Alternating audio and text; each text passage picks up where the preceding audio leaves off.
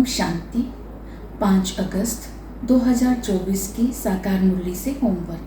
आज की मुरली से हम लक्ष्य लेंगे, नई दुनिया में ऊंच पद पाने के लिए संपूर्ण निर्विकारी बनना है।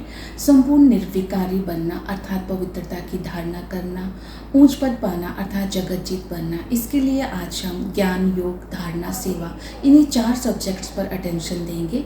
ज्ञान के लिए आज बाबा ने बोला चक्र को बुद्धि में फिराते रहना है। हिस्ट्री, ज्योग्राफी रिपीट होती है।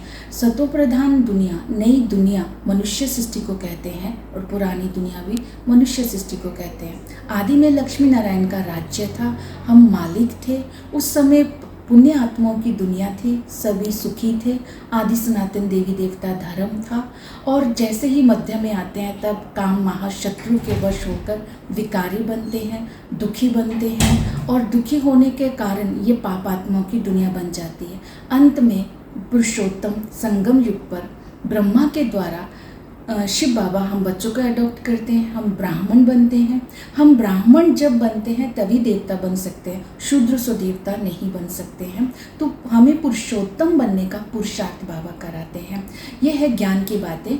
और धारणा के लिए बाबा ने बोला संपूर्ण निर्विकारी बनना है, काम महाशत्रु पर जीत पाकर जगत जीत बनना है। इसके लिए स्मृति में रखेंगे हम ब्राह्मण ही सर्वोत्तम है, हम ब्राह्मण ही ब्रह्मा कुमार कुमारी हैं। शिव बाबा ने ब्रह्मा के द्वारा हमें ही अडॉप्ट किया है।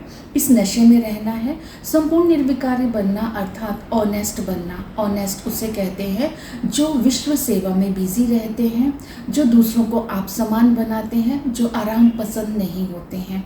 इस तरह ऑनेस्ट बनने की धारणा करनी है। और संपूर्ण निर्विकारी बनने के लिए हमें मैंपन और मेरेपन से अपने को मुक्त करना है। मैंपन और मेरेपन से मुक्त होकर बाबा ने कहा बेहद में रहो। अर्थात कोई भी सेवा करते हैं, सेंटर चलाते हैं, तो सेंटर शुरू करके दूसरों को आप समान बनाकर उनको संभाल कर फिर सेंटर की वृद्धि करनी है। किसी भी सेवा को और स्थान को पकड़ना नहीं है। और इसी तरह मैंपन और मेरेपन से मुक्त होने के लिए जो भी साधन है उनको अनासक्त वृत्ति से यूज़ करना है, निमित्त मात्र यूज़ करना है। किसी प्रकार की आसक्ति नहीं रखनी है। जब हम अनासक्त होंगे तब ही प्रकृति जीत कहलाएंगे। और आसक्ति अर्थात किसी प्रकार की इच्छा होना। फिर बाबा ने कहा देह अभिमान को छोड़ना है। यह हड्डी दुख देती है या दुख करती है तो इसका मतलब है देह अभिमान है। सेवा करते समय हड्डी दुखना भी देह अभिमान है। जैसे कई कहते हैं मैं तो बड़े घर की हूँ, ये सेवा कैसे करूँ, मैं ये सेवा करूँगी तो दुख दर्द होगा, हड्डी दुखेगी, ये भी देह अभिमान है। तो इस प्रकार के देह अभिमान से भी मुक्त होना है। एक और देह अभिमान आज बाबा ने कहा है कि कई बच्चे कहते हैं हमारा कनेक्शन तो शिव बाबा के साथ है, तो ब्रह्मा के साथ नहीं है। बाबा ने कहा जब तक ब्रह्मा के साथ कनेक्शन नहीं होगा तब तक आप ब्राह्मण नहीं बनेंगे। जब ब्राह्मण ही नहीं तो देवता कैसे बनेंगे। इसलिए ब्रह्मा के थ्रू बाबा को याद करना है, अर्थात ब्राह्मण जरूर बनना है।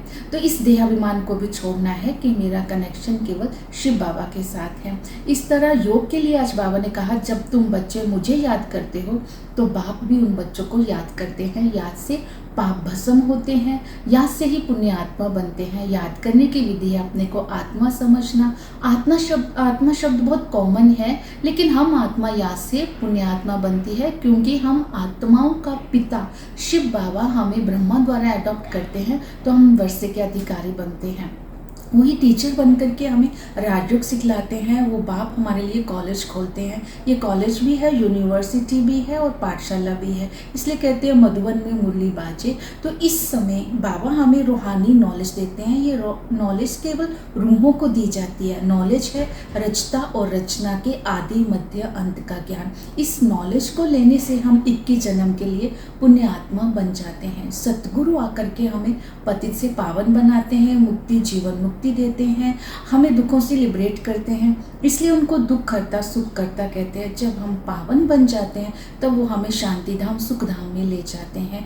तो बाबा ने कहा सर्विस में भी बिजी रहना है। जब फुर्सत मिले सर्विस में लग जाओ। बाबा ने कहा सर्विस का सबूत मिलना चाहिए। जैसे किसी की सेवा करते हैं, हम तो समाचार देते हैं, लेकिन जिसकी सेवा करी वो बाबा को बताए इस ज्ञान से मेरा जीवन बन गया। फिर बाबा ने कहा उद्घाटन के समय भी जिस जिससे उद्घाटन करवाते हैं उनको बाप का परिचय देना है। इस स्वर्ग का उद्घाटन तो बाप ने कर दिया है, लेकिन अभी बाप हमें आए हैं फिर से सुख का वर्षा देने के लिए। वो सर्वव्यापी नहीं है, कृष्ण पतित पावन नहीं है, बाप पतित पावन है। ये ज्ञान देना है हम कब पुण्य आत्मा बनते हैं और कब पापात्मा बनते हैं। सृष्टि चक्र का भी ज्ञान देना है। धर्म गलानी कैसे हुई? क्योंकि जब हमने बाप को सर्वव्यापी कहा तो इसको ही पाप आत्मा कहते हैं। इस धर्म गलानी के बाद ही बाबा आकर के हमें अपना परिचय देते हैं। ओम शांति।